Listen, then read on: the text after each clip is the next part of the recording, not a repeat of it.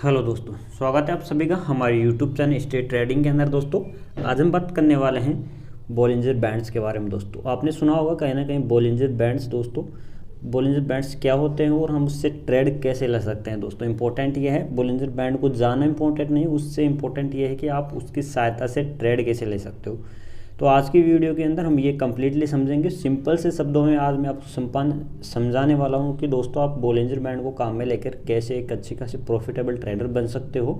और जो इंडिकेटर है दोस्तों, ये वास्तविकता में दोस्तों रियलिटी में ये क्या करता है, काम करता है यदि आप इसको सही यूज में लेना आता हो या आपने सही तरीके से इसको समझा हो दोस्तों। तो आज मैं आपको सिंपल से शब्दों में बताने वाला हूँ, तो वीडियो के लास्ट तक ज़रूर देखिएगा दोस्तों। कुछ इंपॉर्टेंट जो टिप्स होगी दोस्तों मैं लास्ट में आपको ज़रूर बताऊँगा दोस्तों। तो वीडियो को लास्ट तक देखिएगा और चैनल पर नए हो तो सब्सक्राइब कर लीजिएगा दोस्तों। अब स्टार्ट करते हैं सबसे पहले बॉलिंजर बैंड्स के बारे में। तो दोस्तों बॉलिंजर बैंड्स को सबसे पहले तो आपको यूज़ में कैसे लेना है हम ये देखेंगे और ये काम कैसे करता है। जैसे आपको यहाँ पर ये चार्ट दिख रहा है कैंडलस्टिक का, तो आप इंडिकेटर के सेक्शन में कोई भी यदि आप ब्रोकरेज जो भी आप ब्रोकर काम में लेते हैं उसके इंडिकेटर्स में यहाँ पर जीरोदा का है। तो दोस्तों मैं यहाँ पर आपको क्या कह रहा हूँ, बॉलिंजर बैंड स्ट्रेटेजी में जाके आप जैसे ही सर्च करोगे तो यहाँ पर बॉलिंजर बैंड्स आपको दिख जाएगा और जैसे आप क्लिक करते हो तो यहाँ पर ऐड हो जाएगा।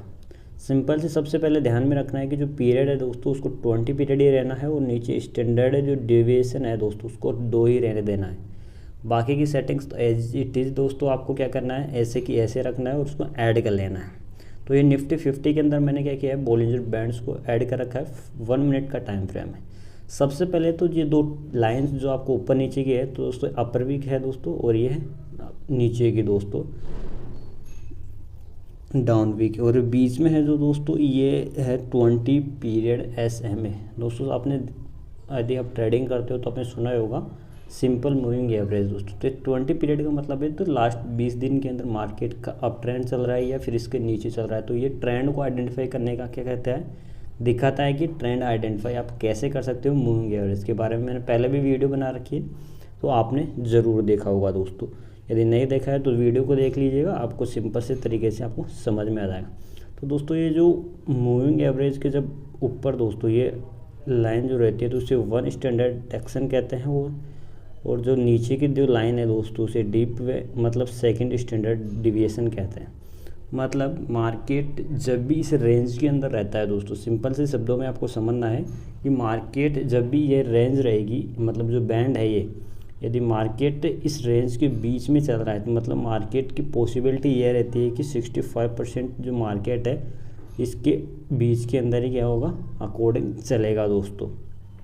और यदि दोस्तों मार्केट इस तरीके से मतलब इतनी बड़ी रेंज के अंदर मतलब 2nd डिविएशन के अंदर है तो ज़्यादातर पॉसिबिलिटी ये रहेगी कि दोस्तों 95% मार्केट इसी के अंदर, मतलब यदि आपको ऐसा नहीं समझना है दोस्तों, इन शब्दों के आपको कन्फ्यूज पढ़ना नहीं। यदि मैं एक अलग से आपको बताऊं तो इन 2nd DS या फिर 1 DS में आपको नहीं पढ़ना है, लेकिन मैं आपको सिंपल से अपनी भाषा में यदि बताना चाहूँ तो जितना ज़्यादा मतलब बैंड ये चौड़ा होगा या फिर छोटा होगा, मार्केट की पॉसिबिलिटी क्या होगी उतनी ही ज़्यादा होगी। भाई जितना बैंड है ये दो बॉलिंजर बैंड जितना ज़्यादा चौड़ा होगा मार्केट उतना ही उसके रेंज के अंदर रहने की कोशिश होगा। सिंपल सी बात है भाई, जितनी ज़्यादा लंबी चौड़ी जगह मिलेगी तो मार्केट उतनी लंबी चौड़ी जगह में आसानी से दोस्तों क्या हो सकता है, समा सकता है। वो जो कैंडल होगी उसी के बीच में फॉर्मेशन होती रहेगी। तो ये केवल एक टेक्निकल लैंग्वेज के अंदर वर्ड्स होते हैं दोस्तों, तो इनमें आपको कन्फ्यूज़ नहीं होना है।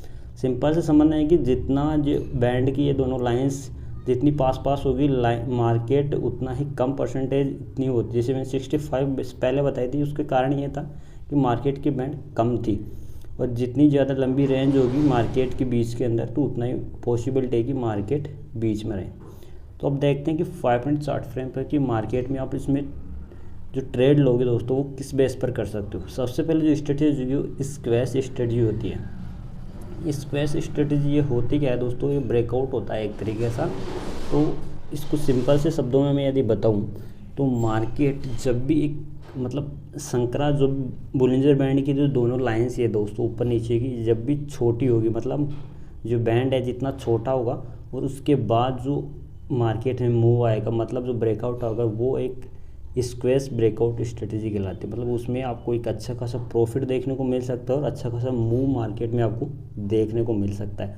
क्योंकि यदि आपको यहाँ पर बताऊँ दोस्तों, देखिएगा यहाँ पर देखिए सबसे पहले तो जो ये मूव आपको यहाँ पर नज़र आ रहा है, तो यहाँ पर क्या है, बैंड छोटा है, मतलब मार्केट कंसोलिडेट कर रहा है। सिंपल सी लैंग्वेज में समझे तो कंसोलिडेट बाद आपको सिंपल सा पता होता है कि मार्केट उसके बाद एक अच्छा ब्रेकआउट मिलेगा, या तो अप ट्रेंड में मिल सकता है या फिर डाउन ट्रेंड के अंदर आपको कहीं भी मिल सकता है ये। तो यहाँ पर आपको केवल ध्यान ये रखना है कि मार्केट का जितना ज़्यादा कंसोलिडेशन छोटे बॉलिंजर बैंड्स के अंदर होगा, उतना ही आपको क्या मिलेगा, यहाँ पर चांसेस है कि मार्केट का जो ब्रेकआउट होगा वो एक अच्छा स्ट्रॉन्ग ब्रेकआउट मिल सकता है। जैसे यहाँ पर एक छोटा सा क्या था, स्क्वेस ब्रेकआउट था, तो यहाँ पर छोटी सी थोड़ी देर के लिए मार्केट सस्टेन किया था। मतलब जहाँ भी मार्केट सस्टेन कर रहा है उसके बाद आपको पता है ब्रेकआउट मिलेगा। और यहाँ पर देखिए जैसे एक अच्छा खासा ब्रेकआउट था यहाँ पर, उसके बाद भी मार्केट में अच्छा खासा बुलिश ट्रेंड के अंदर ब्रेकआउट था। मार्केट में ब्रेकआउट ऊपर या नीचे कहीं भी मिल सकता है दोस्तों, ऐसा नहीं है कि, लेकिन सिंपल सा आपको समझना ये है कि जैसे मार्केट यदि अप ट्रेंड में चल रहा है तो यहाँ पर आपको ध्यान रखना है कि आप अप ट्रेंड में ज़्यादा ट्रेड लेने की कोशिश करें। यदि हम वॉल्यूम यहाँ पर ऐड कर लें तो और भी ज़्यादा अपने क्या हो जाएगी, आसानी हो सकती है कि आपको यहाँ पर आप ट्रेंड को आइडेंटिफाई कर सकते हो। क्योंकि निफ्टी में दोस्तों वॉल्यूम का पता नहीं चलता। तो हम दूसरा एग्जांपल देखते हैं SBI कार्ड का।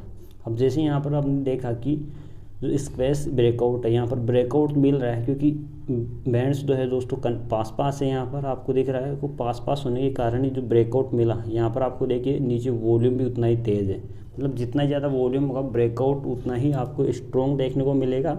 तो सबसे पहले आपको ये जो लाइन्स है दोस्तों उनको देखना है कि जितना कंसोलिडेट मार्केट कर रहा है इन लाइन के बीच में, मतलब जितने ये दोनों के दोनों लाइन्स पास पास है। सिंपल सा मैं आपको सिंपल शब्दों में इसीलिए बता रहा हूँ दोस्तों, आपको कोई टेक्निकल लैंग्वेज याद करने की जरूरत, अपने को केवल समझ में आना चाहिए कि ये काम कैसे करता है। जैसे अब इतना छोटा जो लाइन है दोस्तों, मतलब ये जो बैंड का रूप है दोस्तों, यहाँ पर जितना छोटा होगा तो ब्रेकआउट जो मिल रहा है, तो आप उस कन्फर्मेशन के लिए वॉल्यूम को काम में ले सकते हैं। मैंने वॉल्यूम इसलिए ऐड किया है कि आप यहाँ पर कन्फर्मेशन आपको मिल जाए कि मार्केट का जो ब्रेकआउट है, यदि अप ट्रेंड में आपको ब्रेकआउट मिल रहा है तो आप उसमें सही तरीके से एंट्री ले सकते हो दोस्तों। और यदि मार्केट का ट्रेंड के अकॉर्डिंग आप काम करते हो तो वो और भी बेस्ट है।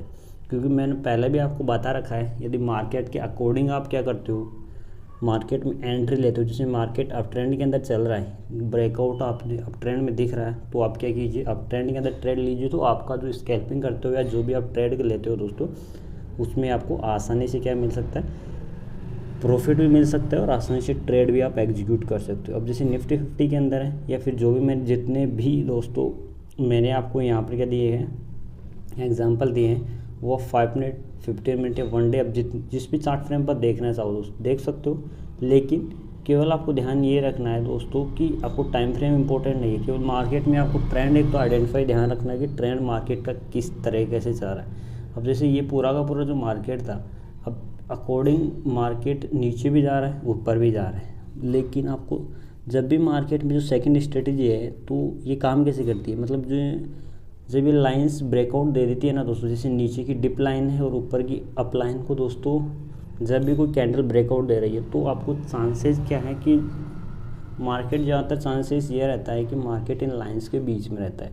लेकिन किसी भी कंडीशंस में दोस्तों मार्केट यदि इन लाइंस के आसपास जैसे यहाँ पर नीचे आ रहा है तो चांसेस ये ज़्यादा है पॉसिबिलिटी कि मार्केट वापस ऊपर जाएगा दोस्तों।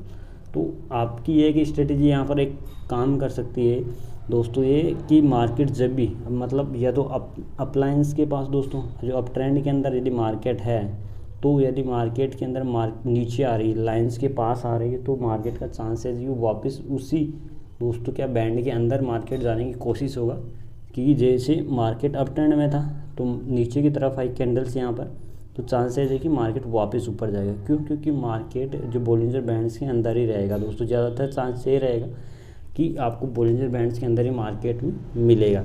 तो यहाँ पर एक ये स्ट्रेटजी भी काम करती है कि जब भी आपको कैंडल्स या तो ऊपर वाली लाइन के पास दिखती हो या फिर नीचे वाली लाइन के पास, तो मार्केट यदि अप ट्रेंड के अंदर है दोस्तों तो आपको ध्यान रखना है पहले से ही कि आपको क्या रखना है, यदि नीचे की लाइन के पास आए तो वापस मार्केट ऊपर ज़रूर जाएगा।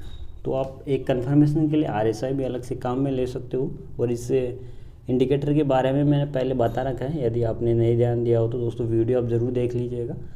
और यहाँ पर देखिए दोस्तों मैं सिंपल सी तरीके में समझ लिया कि एक तो Bollinger band squash trading strategy और एक जो लाइंस है दोस्तों दोनों के दोनों अप लाइन और डाउन लाइन के यदि मार्केट ब्रेकआउट देता है तो कैंडल का क्या है पॉसिबिलिटी है कि मार्केट वापस मार्केट इसके अंदर आएगा, और एक RSI एक इंडिकेटर को भी आप काम में ले सकते हो, वॉल्यूम को काम में। तो यदि मल्टीपल कन्फर्मेशन आपको मिल जाता है तो आपकी पॉसिबिलिटी ट्रेड की सही होने की ज़्यादा हो जाती है दोस्तों।